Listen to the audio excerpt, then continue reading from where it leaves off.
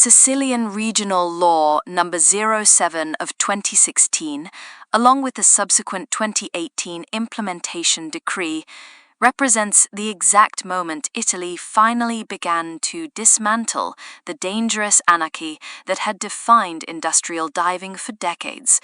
For years, the sector operated in a regulatory void, where safety was often treated as an optional expense rather than a human right.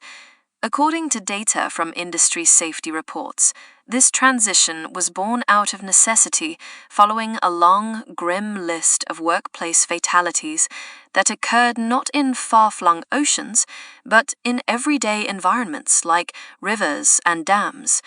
We aren't talking about rare accidents. We're talking about a systemic failure to protect workers who were diving without the shield of clear, enforceable standards. The scale of that anarchy is hard to overstate. Before the Sicilian law, the only real legal framework in Italy was a ministerial decree from 1979. It introduced the Technical Underwater Operator, or OTS, but there was a massive catch. It was written almost exclusively for work inside ports. Once you stepped outside those harbour walls, whether you were working on a dam in the mountains, a river, or an offshore oil platform, you were essentially in a legal Wild West. In those zones, there were no national rules dictating what equipment you needed or how many people had to be in a team. This created a race to the bottom, where pirate companies could win contracts by cutting safety corners that reputable firms wouldn't touch. They could send a diver down alone with just a tank on their back, which is exactly what leads to the accounting of blood mentioned in the industry records. That phrase, accounting of blood, is haunting, but the records back it up with devastating specifics. Take the case of Luigi Longo. He was only 34 when he died while performing maintenance on the Tumblone system in San Giorgio di Nogaro. He was at a depth of only 14 meters, a depth many recreational divers handle on holiday. Yet in an industrial context, without proper oversight, it proved fatal. Then there's the tragedy at the Castel Giubileo ENL lock on the Tiber in January 2003. A firefighter diver lost his life during an intervention triggered by a private company. Reports from that incident suggest the equipment and methods were completely unsuitable for murky waters and strong currents. It illustrates a terrifying reality. Even those trained for rescue were at risk because the baseline environment was so poorly regulated. It proves that murky water and high currents don't care how brave you are if the procedures are broken. Sicily, being a region with such a deep historical and economic tie to maritime work, finally said enough.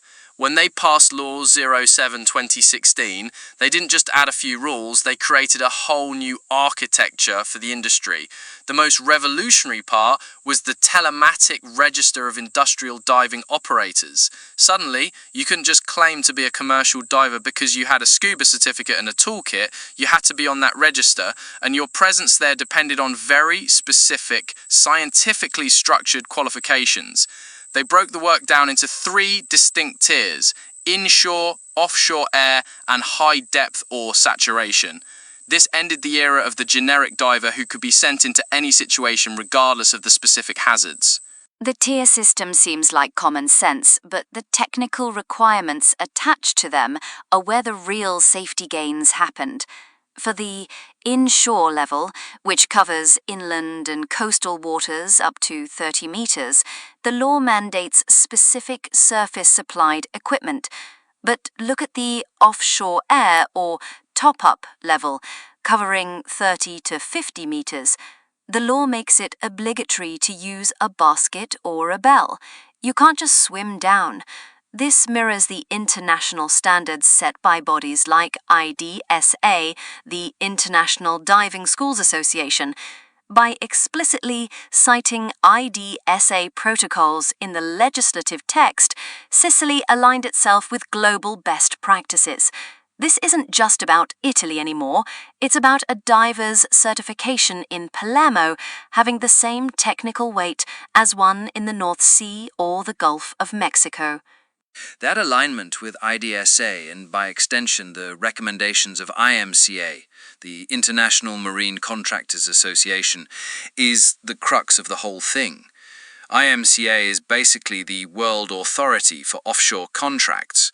They recommend IDSA Level 3 training for anyone working in that top-up zone. By baking these into law, Sicily ensured that their divers weren't just safer, they were internationally employable. In practical terms, this means the lone diver model is dead.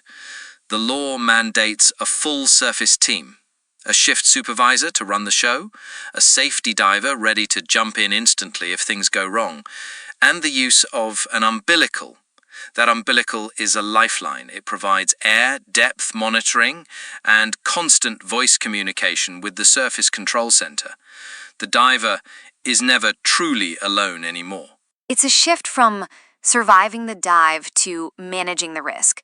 But I wonder about the companies that were used to the old ways, transitioning from a pirate model where you save money by skipping the umbilical and the supervisor to a model where you need a full certified team and expensive ventilated helmets. That's a huge financial jump. Does the law actually have the teeth to stop companies from just ignoring it?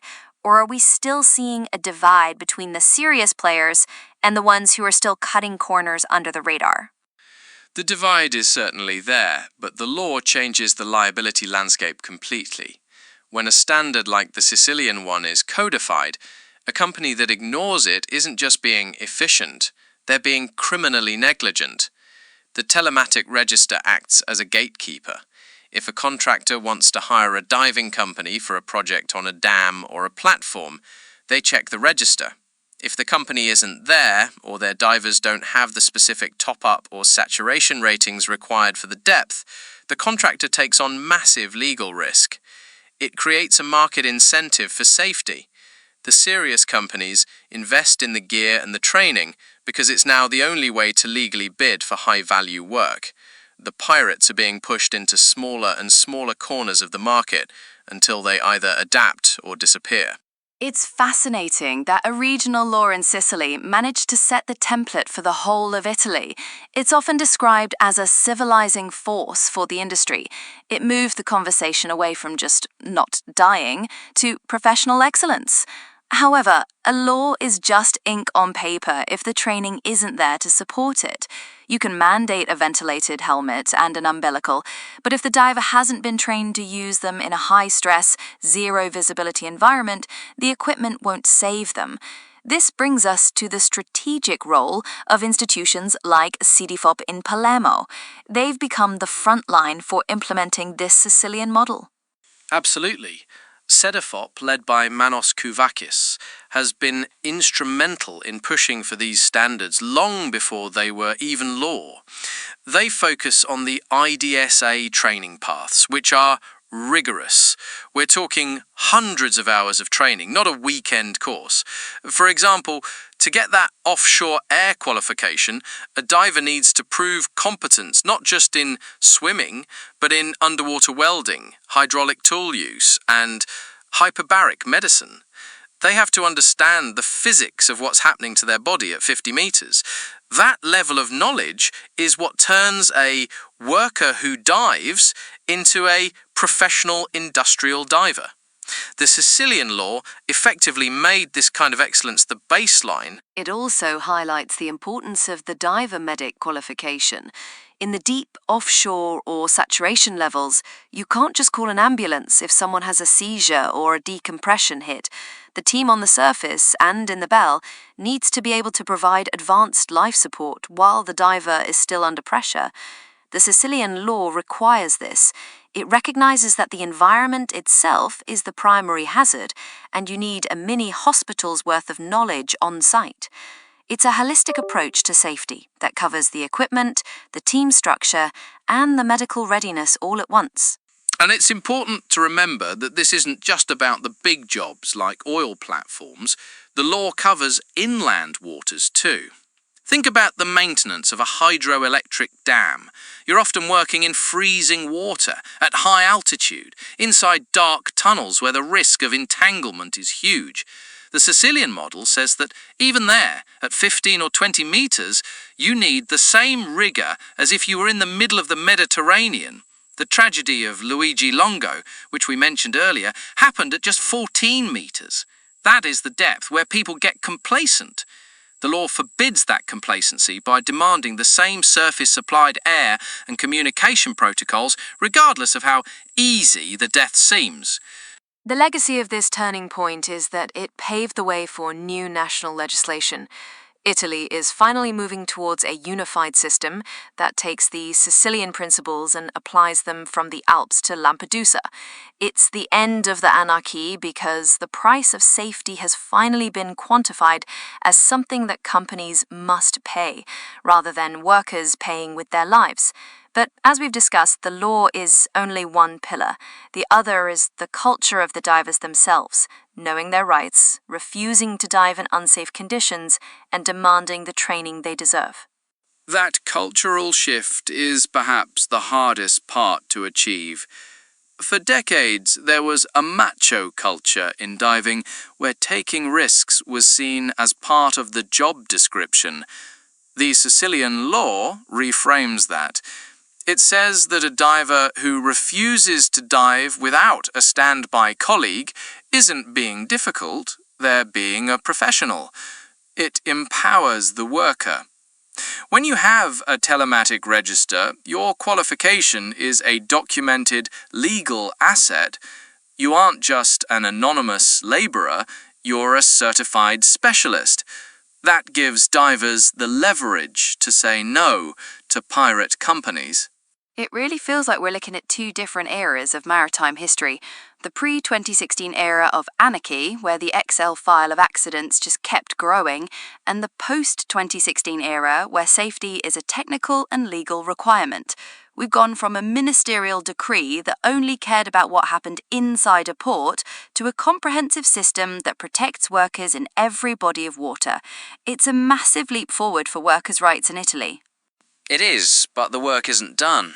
As technology evolves with new gases, deeper platforms and robotic interventions, the training has to keep pace. The Sicilian model isn't a static document, it's a framework that allows for these international standards to be updated.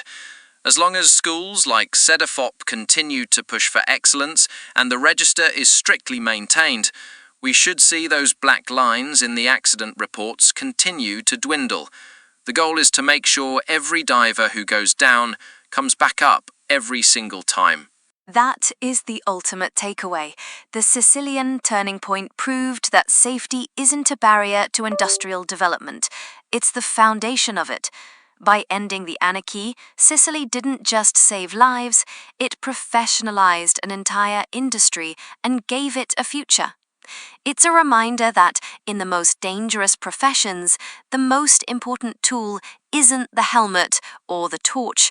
It's the law that ensures you're never down there alone. Exactly. Knowledge, training, and a clear legal framework are the true keepers of the abyss. Without them, the sea is just a place where routines break. With them, it's a workplace where experts can do incredible things safely. If you found this exploration of diving safety and the Sicilian legislative revolution insightful, please share this episode with a friend or colleague who values workplace safety and industrial history.